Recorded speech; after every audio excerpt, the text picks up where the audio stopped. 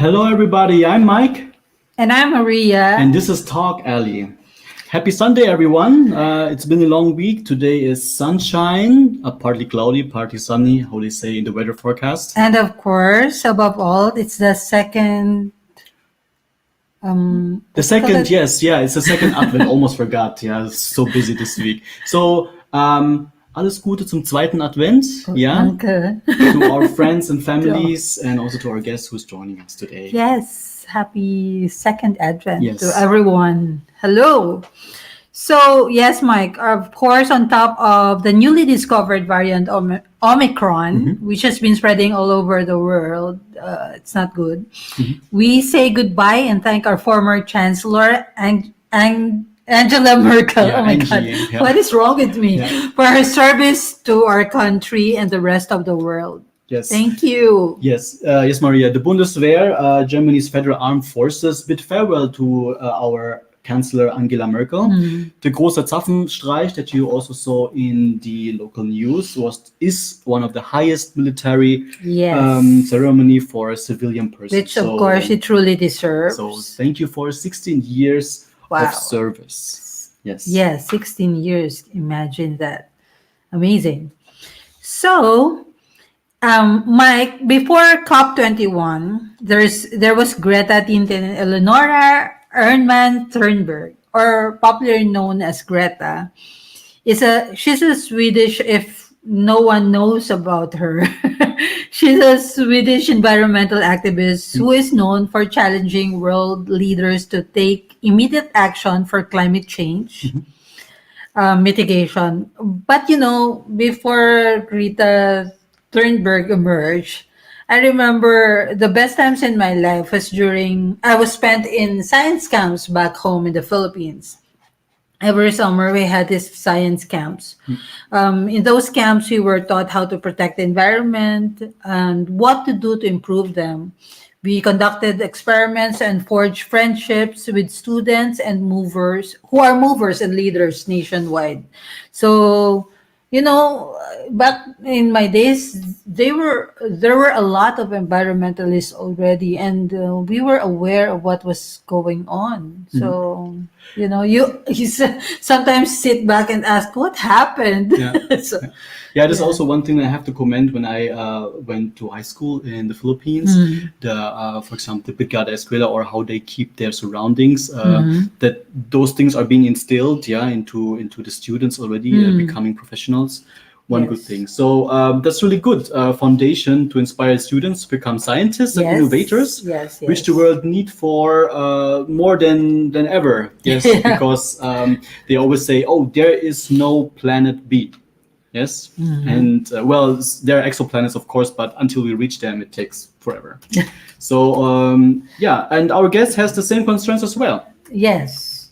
But before we talk about our guest, our episode is brought to us by. Yes, as usual, by amazing pure organic barley, which provides you with stamina and vigor to survive long hours of work and play. For inquiries, please contact Miss Jess Esquilio. You may also email her at jess@esquilio.de for more informations. I am Maritoni Fernandez, and we are in the middle of a barley field here in Swan Hill, Australia.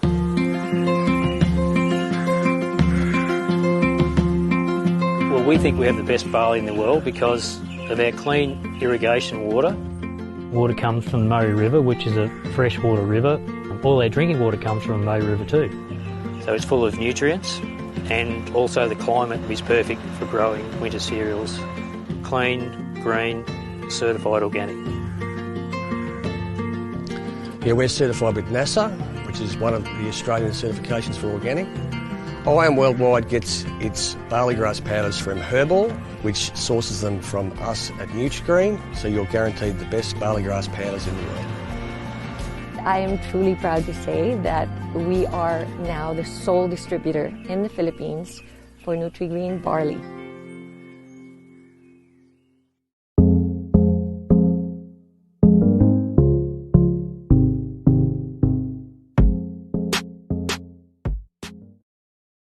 using pure organic barley, which provides you with stamina, vigor to survive long hours of work and play.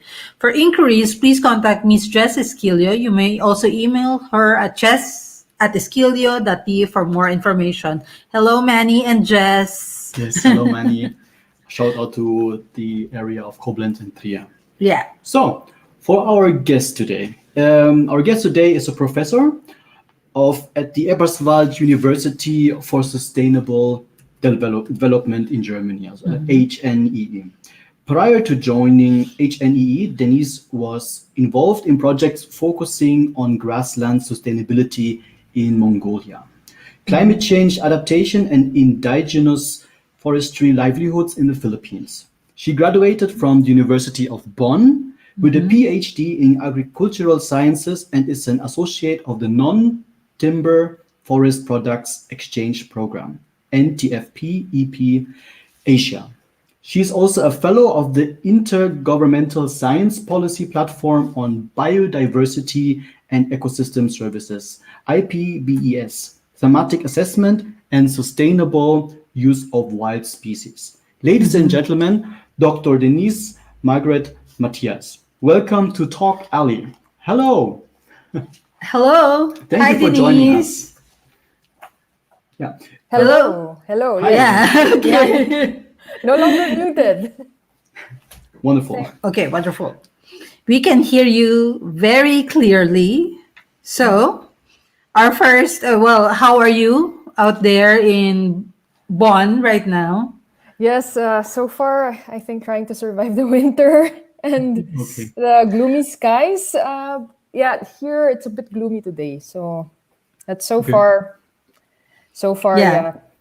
And of course, before we start giving her questions, she was also recently featured with the Philippine Embassy here in Germany during the All Hands on Deck Filipina Game Changers in Germany.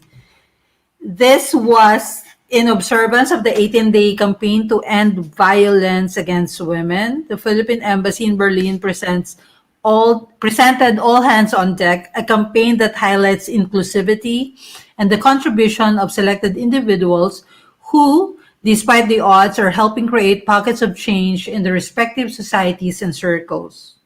Yes. Yeah. So it was a week-long feature of various Filipinas who were contributing to the community and the society in their own fields. So, do you prefer us to call you Doctor, Professor, or Denise during our interview? Just call me Denise. Okay, great. Okay. So, Okay. Denise, how long have you been living here in Germany? Were you born here? Actually, no. I was born in the Philippines and I moved to Germany in 2010. So that was for an Alexander von Humboldt Foundation fellowship. So I was part of the first cohort of the International Climate Protection Program of the Alexander von Humboldt Foundation. And then after that, I stayed in Europe. I was going in and out. So after my fellowship, I was in Hungary for my master's at the Central European University, which is now in Vienna, Austria. And then I came back to Germany 2013 to do my PhD at the University of Bonn. oh, wow. Okay. So, how long was that in all you've been like investing your time in academics? Yeah. That long. So, okay. So, how do you? I'm going to start asking because I'm already curious. How do you relate biodiversity to inclusivity? Yes, actually, we had a discussion on this a few days ago at the Philippine Biodiversity Symposium. And then, so it's related to a lot of different things. First, with the research itself. So, there is this issue of, it has been brought up a couple of days ago at the Philippine Biodiversity Symposium. So first is having the issue of foreign researchers coming to the Philippines, for example, and then doing the research and then leaving. So that's what they call parachute science. Yung parang they just going to parachute inside one area and then leave again. So sometimes it's not inclusive in the sense that, local scientists are not that involved. So, local Filipino scientists, for example, and then also that says something about how the results are published. So who actually is getting the credit for research in the Philippines. So that's one part of it. Secondly is, of course, we know the biodiversity rich areas in the Philippines also involve, as Mike has already read about my profile earlier, indigenous peoples. So yung mga katutubo natin. So, and now again, this is not just a question now of just foreign researchers, but also local researchers. This is also a question like, how do researchers per se actually get to involve local communities who are very much working with or close to biodiversity rich areas? So yung tropical forests, for example, in many parts of the Philippines. So this is a big question in terms of inclusivity. And because generally we would think that, when you say biodiversity, it can stand on its own. But we have to consider, of course, the human factor, which is, the people who are benefiting from the biodiversity. So, yes, a follow-up question. What are the best practices for ensuring that diverse stakeholders consider and employ the linkages? yeah, she mentioned earlier, like the indigenous people. So what do you think are the best practices to involve them? So, as also mentioned earlier, I am an associate of the Non-Timber Forest Products Exchange Program, or NTFP. So I think the work that NTFP does is one of the best practices because it's a network of different indigenous peoples in the Philippines, but also actually all over Asia. So they have networks in Indonesia, India, Cambodia, and a lot of other Asian networks. And what they actually do is that, so that's why it's called an exchange program. They bring indigenous communities from one country, for example, let's say India, and then they bring them to the Philippines. And then they have these two indigenous communities really exchange with each other. So they meet each other, and then they look at practices, for example, and then I remember there was one time it was so-called Madudunya, wherein it's every 4 years it's a conference on honey hunters, indigenous honey hunters all over Asia. So I think we were in Cambodia that time. That was in 2015, and I was with a honey hunter from the Philippines, from Palawan. So we went to Cambodia together, and then we went to the forest, and then imagine all of these honey hunters all over Asia. They were there. And then of course, the host is Cambodia. So they showed like, okay, this is how we actually take honey. So then they did a demo. And then afterwards, all of the indigenous honey hunters, they converge, and then they said like, oh, actually we do it this way. We suggest that you can do this manner of hunting, etc. So they really exchange a lot of their knowledge. And I think this is really one best practice to, especially for us who are not indigenous and who are not living in the forest. So in the end, we were learning from them. And I think this is also one thing that for us who are in the academe or in universities have to practice, like the humility of learning from those who are really living in the forest or the front lines. Parang it's the knowledge is not just from us. Actually, we're just messengers of the knowledge from the local communities. Yeah. Okay. And Mike, it's not only, it's great that they're sharing their ideas about certain practices to preserve their, biodiversity. But there's so many also things that are, coming up, like they should also bring awareness of the continuous fight for human rights of these indigenous individuals. Yes, and besides conservation of their biodiversity, their environment, and human rights has been a big factor already, right? For the indigenous people in the U.S. alone, those communities have been fighting for decades to, get what is truly their own biodiversity. They want it back. So these are the factors that we should be raising awareness as well, right, Miss Denise? Yes, this is correct. And so in the Philippines, we have the National Commission on Indigenous Peoples, and they are the government arm who is supposed to help our indigenous communities, especially with so-called ancestral domain claims. Yes, So, that's true. so, and you are right, Maria, about bringing this up. So because we need to recognize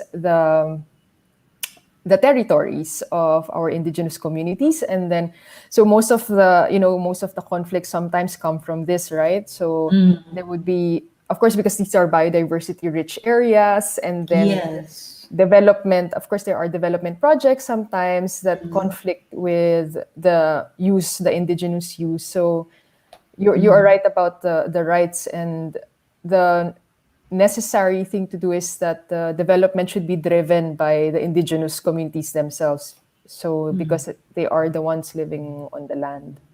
Yes, that's true. And mine. Okay, yeah. I think the Yeah, listeners. we've been mentioning the word. Yes, I think the listeners and viewers already got the hint what biodiversity is, but can we get some more pointers what it exactly is? And why is it? Yeah. What biodiversity is exactly for the benefit of everyone. Yeah, so actually, so biodiversity has several definitions. So it could be coming from, for example, a genetic level or ecosystem level, etc. But in general, let's think about for the layman. Let's just think about of biodiversity of all what we see, like animals, plants, put them all together, and then when also looking at the landscape to where they belong, and then also thinking about their interactions among themselves. So, and sometimes I also think about biodiversity, relating it to society in general. So it's nice to think like how people from different walks of life, different nationalities, are together and interact. So sometimes I think of it in that way, and we see biodiversity as quite important. And this is also something that I relate to society as well. So because of the different, for example, from society, different perspectives, and then we learn a lot. And biodiversity itself, if you think about animals and plants interacting with each other, they have also different relationships. So there are animals, like big animals, that eat the small animals, for example. And National Geographic comes to mind right away. yes, Like, exactly. They feature that most of the time just to bring awareness of how their ecosystem, work. Yes. So, top three of what are the factors, the top three that destroys it, biodiversity? Oh, wow, this is There's so many, but what are the top most? yes. So at least in academic research, the one that really destroys it is sadly because of us humans. So and to be more specific, of course, in the biodiversity rich areas, this is related to the changes of land use. So for example, we turn forests into agriculture land or Residential. residential areas, especially in the Philippines, diba? Yeah. So with the burgeoning population, for example, we turn it into subdivisions, things like this. So other things that are destroying biodiversity, there are things that, well, could be indirectly related to humans. So climate change has also been thought about that. So sometimes, with changing temperatures, some animals or some plants are only living within a certain limit of temperature. So when the temperature changes, then it's becoming inhabitable for them. So I guess it's also similar to us humans, right? So if it's too hot or too warm, there's this specific temperature that is just habitable for us. And then lastly, I think again it's also still related to us humans. So it is again one thing could be with the so-called poaching or trafficking of wildlife, and this is another thing, like especially like with our direct use of the biodiversity. So it has been brought up for COVID-19. I'm not sure if you guys caught up on that during the first days of COVID-19, that they were saying like, oh, actually, COVID-19 jumped from, so it's a virus that jumped from an animal and then went to humans. So they were looking at bats, for example, and then eventually the pangolin, which we also find in the Philippines, especially in Palawan. So these two, especially the pangolin, is a very trafficked animal. So very much in demand, for example, in other parts of the world. And then, so that's why people try to get it from the wild, catch it, and then they sell it in another country. Yeah. Okay. They sell everything. You were talking about how much land is being used from deforesting the forests and used for agriculture. Do you have data that you can give us with local here in Germany? Is it because they always say our forests are growing back faster than we cut them down? Is that true? Are we gaining back our forests here? So for data in Germany, I would revert that to really the German scientists. But there is a worldwide database for that, or research, I would say, and it's highly probable actually. But I can't say much since it's But I think for the developing countries, like such as the Philippines, it's really of concern, so that we still have to reach that level wherein the forests are growing faster than how we are deforesting it. Okay, so question to Maria: do you know how much it will cost to rescue the biodiversity? No. Okay. How much? So, according to a report by senior experts of the World Conservation Monitoring Center of the United Nations Environment Programme, implementing a strategic plan to protect biodiversity will require 516 billion to 2.35 trillion by 2020. So far, however, the plan only exists on paper. Of course. Yeah. But Mike, I just want to say that SpaceX have said that its Falcon 9 rocket cost about $55 million, while the Starship is said to cost 4 times of that. So that's like $220 million. So, it's a lot of money every time you see a rocket fly in space. It's just a thought. Yes, but that it could be. But that space and Yes. space exploration had its own purpose. Right, because you work for the space agency. He's being biased. Anyway, right now, right. So now, Mike, Denise has published a lot of work. I've seen it, like maybe 30 plus already researches, right? 34, 35, something like that. I haven't counted. Anyway, so Can't keep one thing that caught my eye was, I read it partially, of course. It's the Climate Humanitarian Visa, the International Migration Opportunities as disaster humanitarian intervention. So meaning where in the manuscript, she is proposing that there should be a climate humanitarian visa for people affected by climate change where migration is necessary. Could you tell us more about this? I am a bit curious. Okay. Yeah. So actually, this idea was coming from. Do you remember Typhoon Haiyan in Yes. 2013? Oh yeah. I also Yeah, wrote diba? something about it. We Yun, oo. experienced it. Yeah. We were still in school when it happened in the Oh Philippines. no. Yeah. So I know.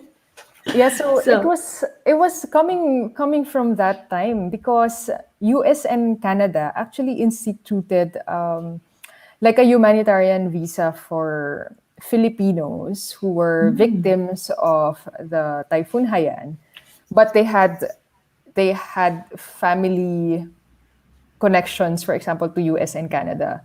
So what they did was to have this fast track of their visa applications. So for US and Canada. And so, like I was thinking that, hey, this could be, this could be scaled up, this type of visa, because it has been already done before by the US and Canada. And like in the climate change regime, or at least in the discussions around climate change, always like for us developing countries, so especially thinking about the indigenous communities, diba? They don't really contribute that much to climate change, but the impact is quite huge on climate vulnerable countries like the Philippines.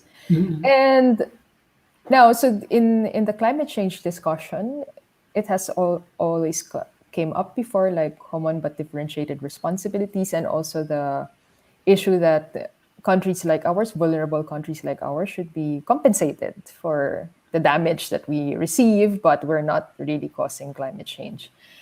And so, but it's quite difficult to ask that politically, right? To ask, yes. like, you guys are Who pointing fingers. exactly, yeah. Yeah. So that's why in that paper I proposed it not too much as, a political compensation, for example, not really, but as on a humanitarian level. So out of Yes. goodwill, and like how countries can actually help climate vulnerable countries, because yeah, it's not just the Philippines, the small islands, developing states. It's just a matter of time before these really small islands are Get taken over. swallowed up by the Right. water. Yeah. So Because of the increasing, the levels has been increasing rapidly. So, exactly. and Yes, so what I understood is this includes the people who are going to be displaced by the effects of the climate change. As we saw also with the reports that I don't know the figure, but it's a lot. Yeah, we know India, the floods in India that are appearing, landslides everywhere, and yeah, then including here in yes, Germany. then these calamities are getting more extreme and more frequent. They're also covered. Okay. So, from that idea, do you have like, and which countries do you think is in need of this climate humanitarian visa actually a lot of countries. right now? And yeah, and so for the Philippines would be part of that. We know how bad it is when we get all these typhoons, and then I would actually look at the so-called Climate Vulnerable Forum. So it's a group of countries which are vulnerable to climate change, like scientifically has been identified, which are climate vulnerable. And then, so topmost there, which is also the host of Climate Vulnerable Forum now, is Bangladesh. So we also know about like flooding in Bangladesh. It's really climate vulnerable. And then these are several countries, mostly in the developing South, which are in need of help. And yeah, and we see, it's the refugee or migrant stories that we see in Germany. It's also politically charged, Yes. right? Very Yes. politically charged. And so, but from a climate perspective, the analogy is we are on one ship, we are on one airplane, whether one is on the first class, business class, or economy. If the plane is crashing, everyone will be affected. So Yes. it's the same for the whole world in terms of climate change. Like, we're heading into a really disastrous future. We already experienced the flooding also here in Germany, right? A couple Yes. of months back. It was really unfortunate. Like more than 1,000 people died. Yeah. So Yeah. last November, the UK partnered with Italy, which they hosted COP26 or COP26, an event many believe to be the world's last chance to get climate change under control. You were there, yes? Yeah. Yes. So Yeah. Why is this summit so important? Denise. So, you were mentioning Greta, right, earlier? Yeah, At the yeah. start. And like, if I could just mention also that I started actually as a youth activist in 2000, I think 5 or 6. So we were we were part of the first youth who were how do you call this, fighting for climate change. And then so we were part of Greenpeace Southeast Asia. And that time, like, I remember the COP was already ongoing that time, like COP26. And no, like the different COPs. So Yeah, I mean the COPs, UN yeah. UN climate change conferences. And until now, like, it's already COP26. And sometimes, like, personally, I feel like, okay, are we still making a change? Because it's, since 2006, when I started to be involved, and then until now. But actually, it's still very important, I would say. And maybe I also, you gave a shout out earlier, and I also give a shout out to someone from our Philippine embassy who's watching. Yeah. So Hello. hello, Consul Hicarte and family. po. Yes. And I learn a lot from our diplomats, and I from them, they say, like, diplomacy is the art of compromise. And so these discussions, so climate change is not just now a scientific issue, but also a political issue. And these meetings are very important for the politicians to discuss. And secondly, for civil society to be involved. So, like, you mentioned Greta, and then myself, my experience as a youth activist before, even. These are important events for everyone to bring to the table. Okay, what are our needs? So civil society, and then politicians, I guess they would ask for for a little bit of understanding from us, civil society, because there sometimes, like, room for just playing their stances or political stances. So I know that it's not easy for the diplomats to be there. But of course, from a scientific perspective, like, objectively, we don't have that much time. So if possible, like, I think an ideal future would be that there's no need for these meetings anymore, because we have it figured out. That's true. We actually, generally, we know already the source of what causes this climate changes, worldwide.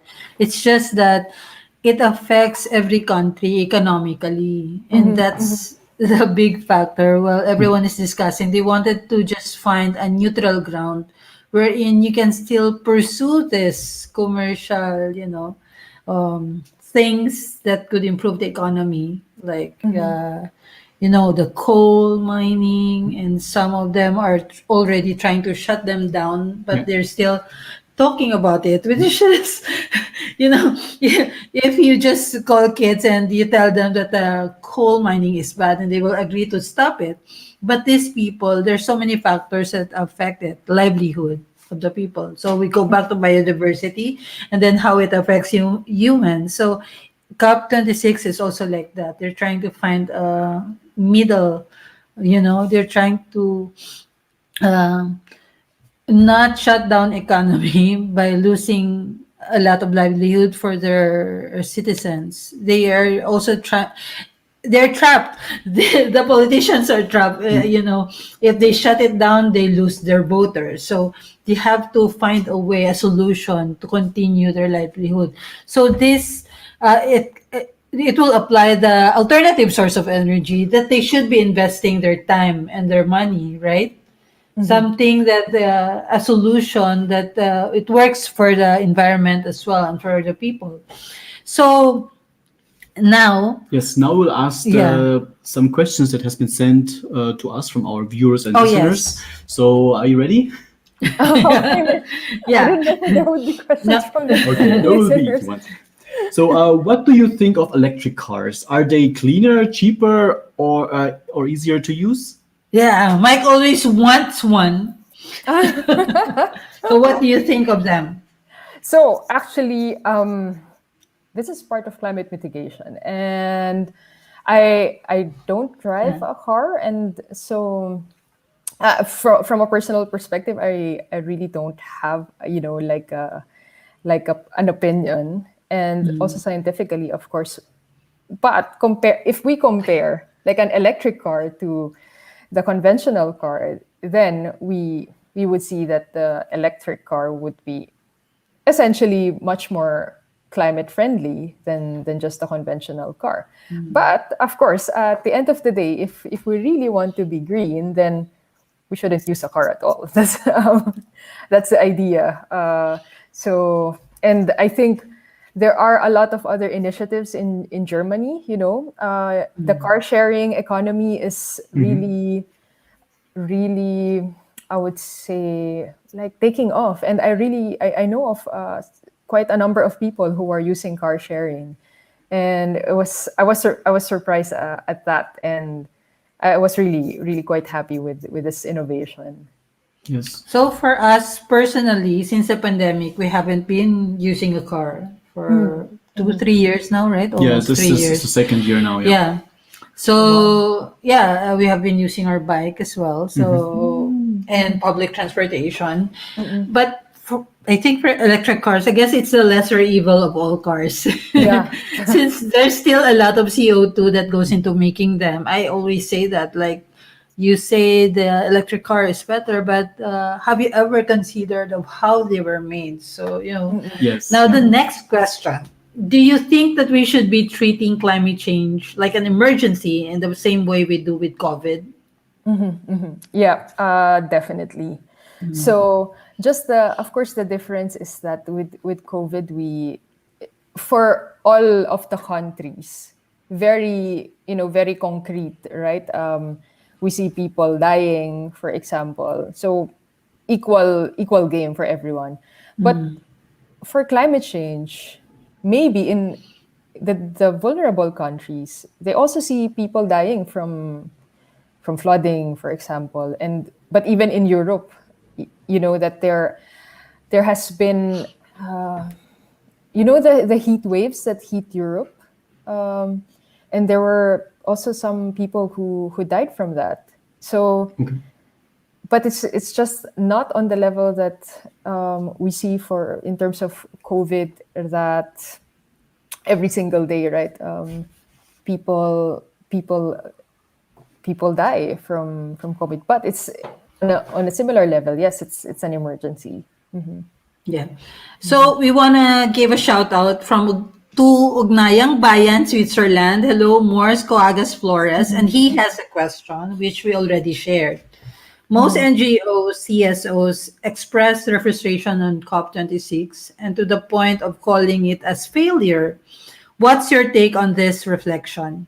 Thank you for that question, Thank you. Morse. Yeah, so thanks for the question, Morris. And so, yeah, I was there, and then also during the closing plenary, when I think, I, I'm sorry. I think Greta was also frustrated. Yes. you know, Yeah, she was. yeah, I Okay. had a clip with Rappler right, during that closing plenary, and I think the level of frustration is again coming from the compromise that developing countries had to do. So this compromise is, it was really like developing countries backing down, meaning like bending towards what developed countries, for example, were saying like this is our red line. This is until only this point that we can actually accept. And yeah, so as I mentioned earlier, that's what I learned from our diplomats. Like it's the art of compromise, and I know that at the back of all these, there are a lot of things happening that we civil society don't know. Like how it can affect bilateral relations, for example, etc. So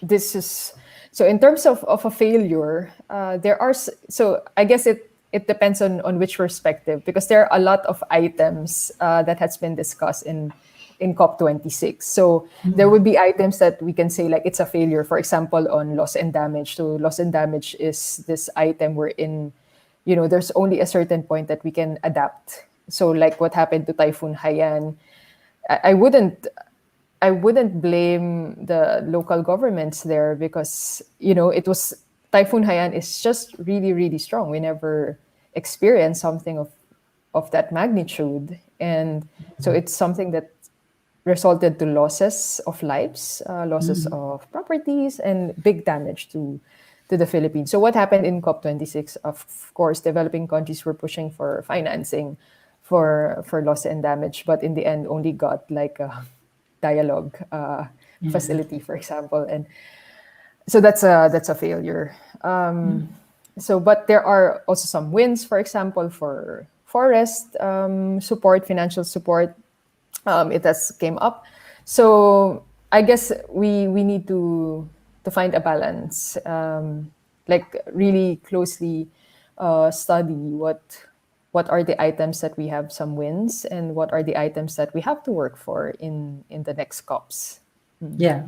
As I've mentioned earlier, there's these politicians are trapped and they're trying to find a way to maintain the livelihood of their citizens as well. So it affects biodiversity, it affects climate change, but they can't do anything about it. They can't let their people also starve to death.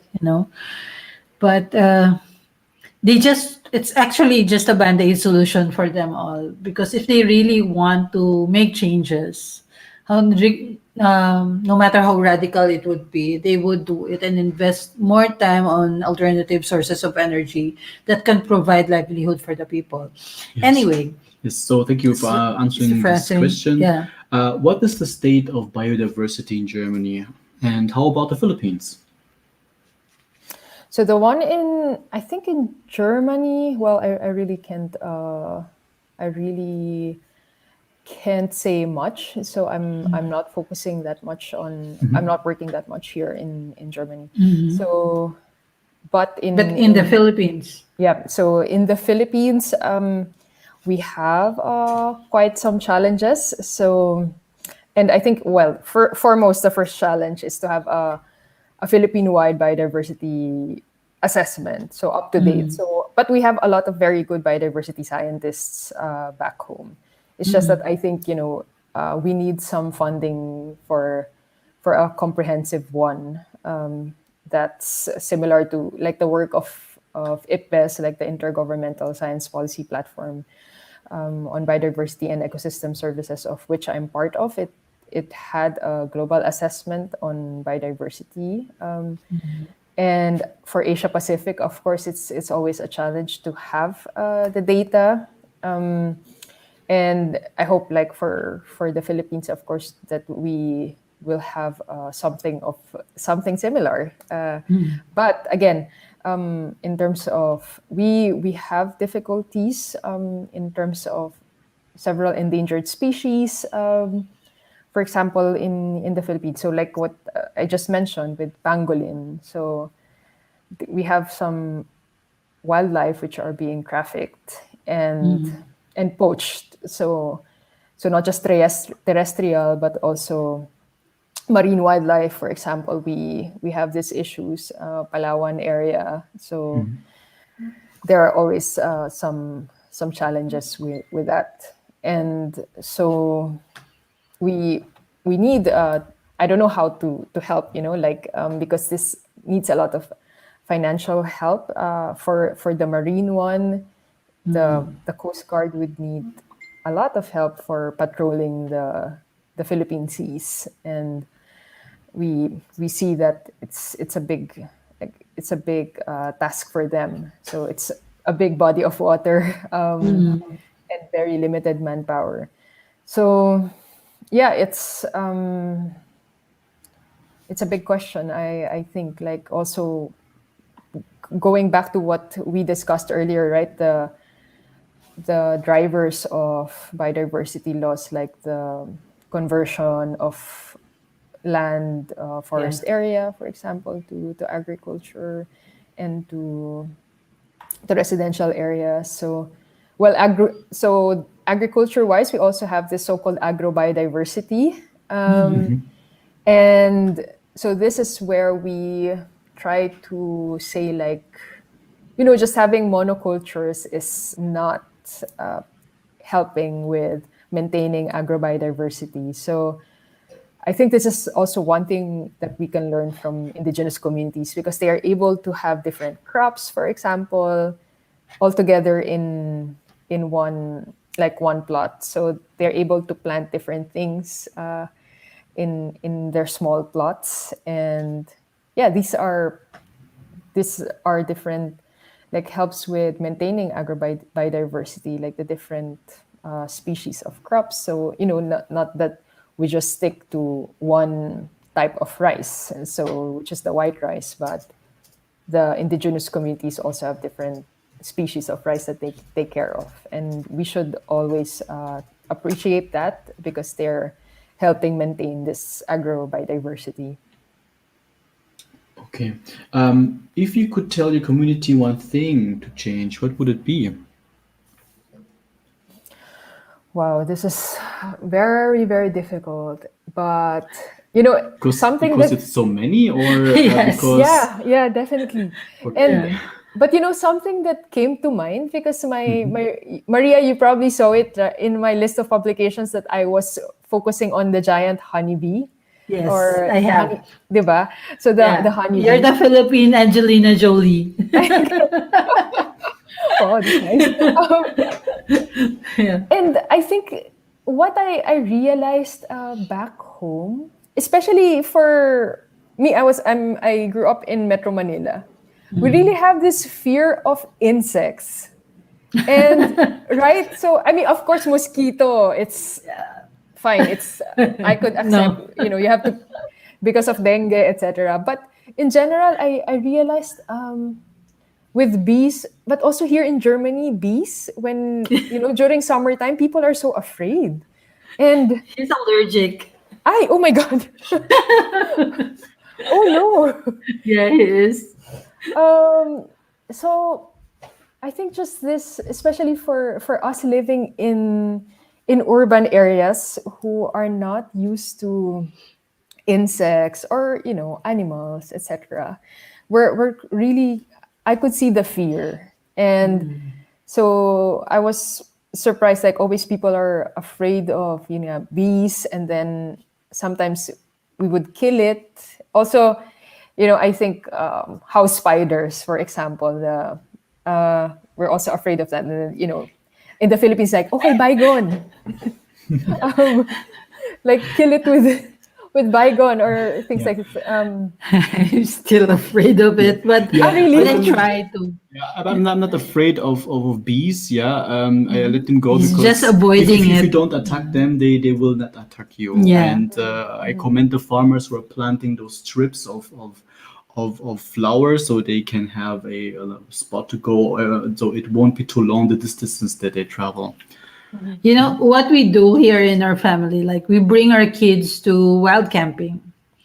So Black Forest. yeah, Black Forest. So yeah, the experience that every year we do that, twice or thrice in a year. Even before winter, we did that at the Black Forest.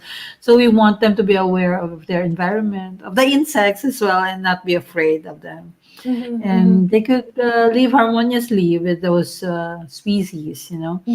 So next question: what one thing do you do in your home that you feel that you make a difference to the environment? What are the practices that you do in your, I think the question is like that, the practices that you do at home. So when I was in the Philippines, I would say I was really crazy about waste management that time, Oh my because God. you know we don't have what we have like in Germany. Here, yeah, I know. Diba? I was really so happy here because they had like the blue, yellow, and Yeah, black bins. segregation. But in the Philippines, that was really difficult. So if I could just go back to that time in the Philippines where I was collecting papers, not just from me, but my friends would.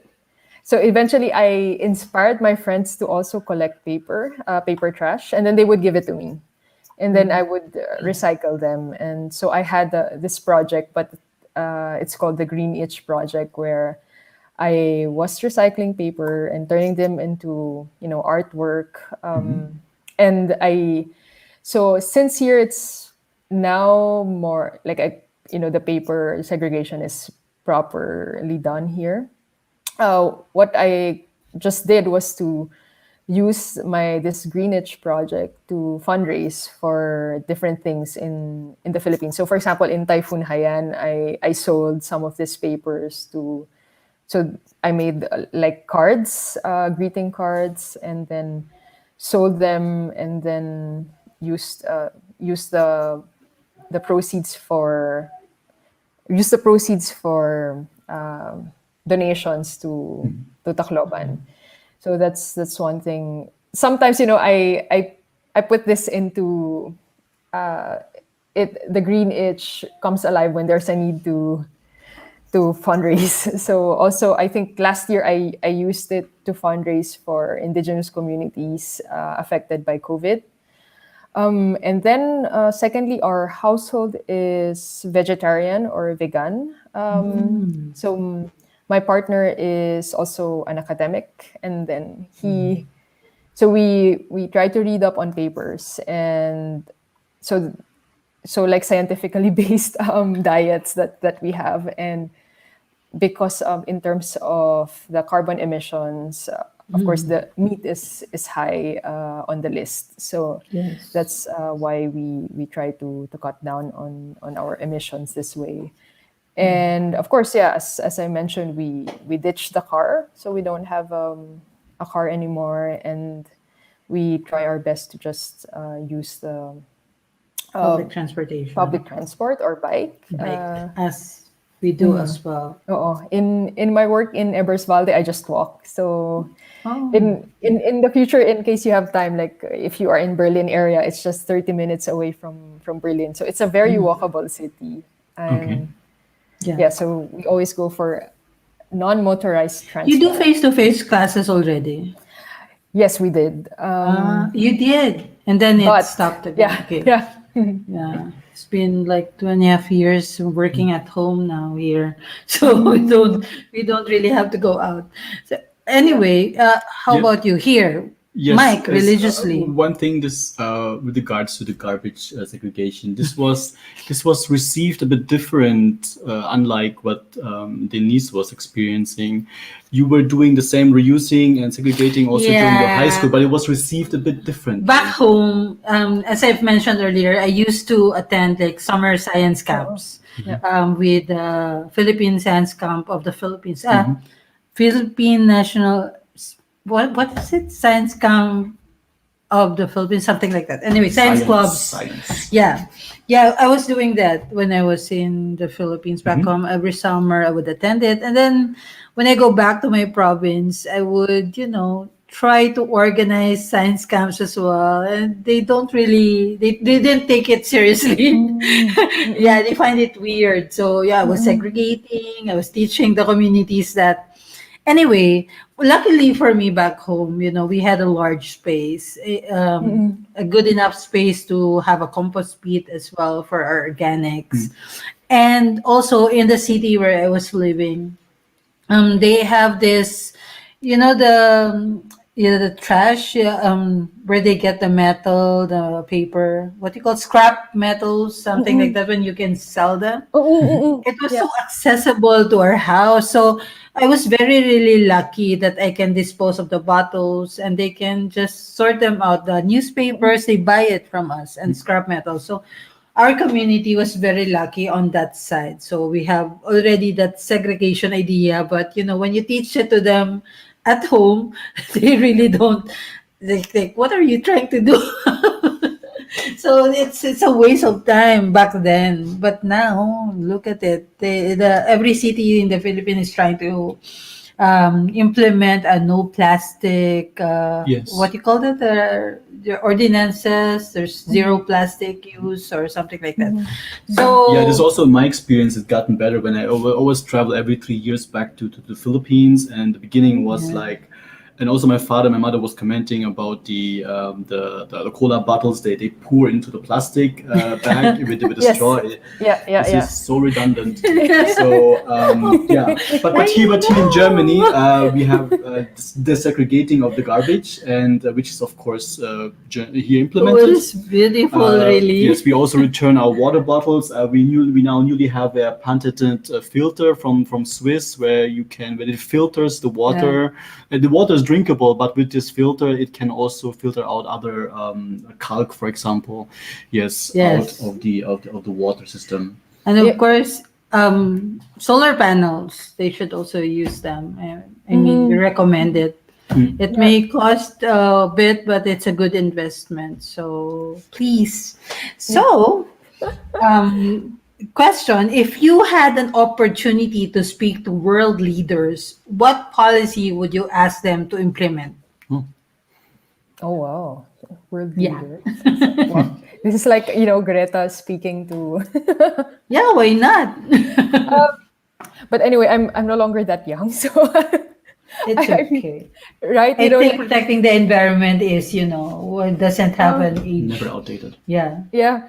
And so foremost that I would say is on, well, since there are a lot now who are talking about climate change, we, like our work at IPBES, so the one on ecosystem services and biodiversity, it's like biodiversity is actually lagging behind in terms of attention.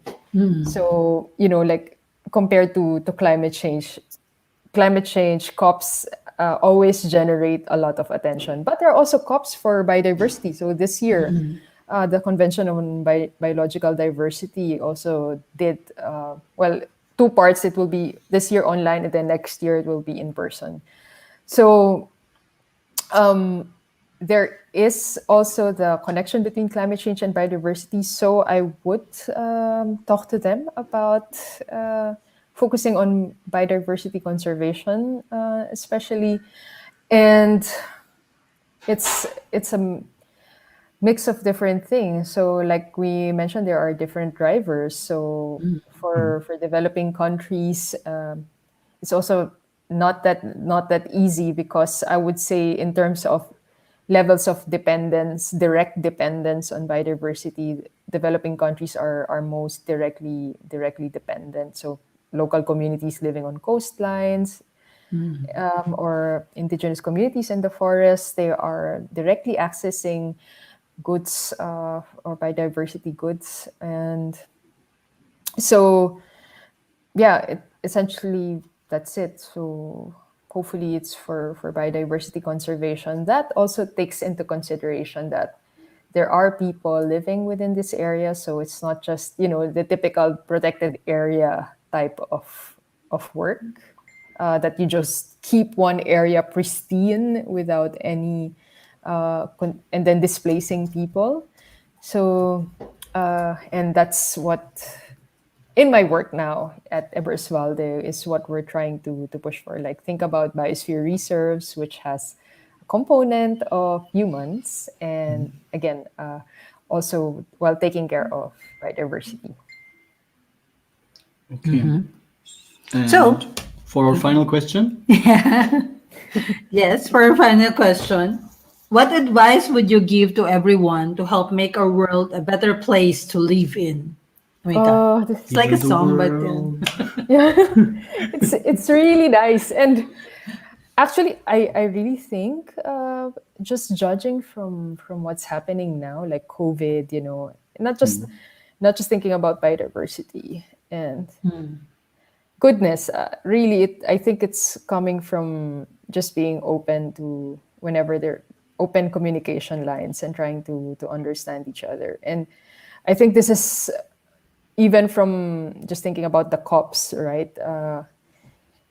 Communication is very important, but it has to have the component of being open and listening. So, and I think everything stems from there, like, to maintain our relationship. So relationship to us humans, but also to the non-humans, so animals and plants. So the plants also communicate to us, the animals also communicate to us, right? So with plants, you can see like, oh, the leaves are turning yellow. So what does it mean? So we have to be open to what the non-humans, like the animals and plants, tell us. And yeah, so very, very creative communication, and also, yeah, trying to listen to that.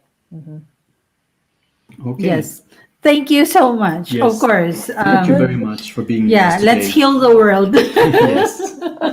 Thank you for the invitation. Wow, it was very And thank you for interesting. taking your time, making this today. Thank you very much. We're very honored to have you. And of course, we want to support you with your continuing battle with climate change. Of course, we are also doing the same thing. So, yes, please do continue your work. And already you're doing a good job. Thank you very much. Thank you. Thank you. Thank you for being with us. Thank you so much. then- And we hope to have you again in our show in the future. Sige, yeah. Yes. Okay. Okay. We'll Then- talk about bees then. Okay. Thank you, Okay, bye, Denise. Thank you Bye. very much. Bye. So- Maria, the youth, like here in Germany, has so many opportunity to Yeah. help the environment. Yeah, so we have to teach our next generations to do so. We have the Fridays for Future. It is a youth-led and organized movement that began in August 2018 after a 15-year-old Greta Thunberg and other young activists sat in front of the Swedish parliament every school day for 3 weeks to protest against the lack of action on the climate crisis, which is, it has been there for decades. And she posted that she was doing on Instagram and Twitter, and it soon went viral. what she Yeah, did. I saw that photo when she was alone protesting, and then some of her friends started to join her, and then it became a really, her voice reached worldwide, every youth worldwide. And it's really amazing. And there are a lot of non-government organizations as well who are also in need of your support if you are interested in terms of financial aid, and if you feel that you can't be on the streets like Greta or the other environmental activists or in the field, you can still help by donating in their programs. Just Yes. Google. And we hope that we may be battling a pandemic now, but we can't forget that our planet still needs us. Yes. So before we had a guest, Keisha Paulo, who is now, congratulations. We want to support her for her for winning on the third week for Tawag ng Tanghalan. Congratulations, Yes. Keisha, Paolo. For the people who want to see her, this Yes, is her. yes. Congratulations, Keisha. We are so proud of you. Yes. Of course, she's a close friend of our close friend, Jessica Gross. Thank you, Jessica. Hello, Jessica. So we're gonna show a bit of Keisha here. Please watch this. I've been staring at the edge of the water long as I can remember, never really knowing why. I wish I could be the perfect daughter, but I come back to the water no matter how hard I try. Every turn I take, every trail I track, every path I make, every road leads back to the place I know, where I cannot go, where I long to be. See the line where the sky meets the sea, it calls me, and no one knows how far it goes. If the wind in my sail on the sea stays behind me, one day I know. If I go, there's just no telling how far I'll go. I know everybody on this island seems so happy on this island. Everything is by design. I know everybody on this island has a role on this island, so maybe I can roll with mine. I can lead with pride, I can make us strong. I'll be satisfied if I play along, but the voice inside sings a different song. What is wrong with me?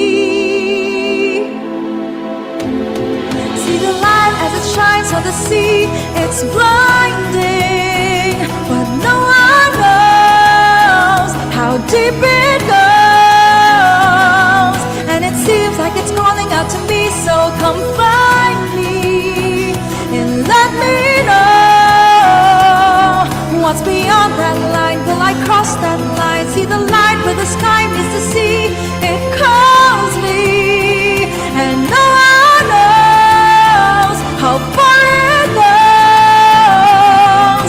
If the wind in my sail on the sea stays behind me, one day I'll know how far I'll go.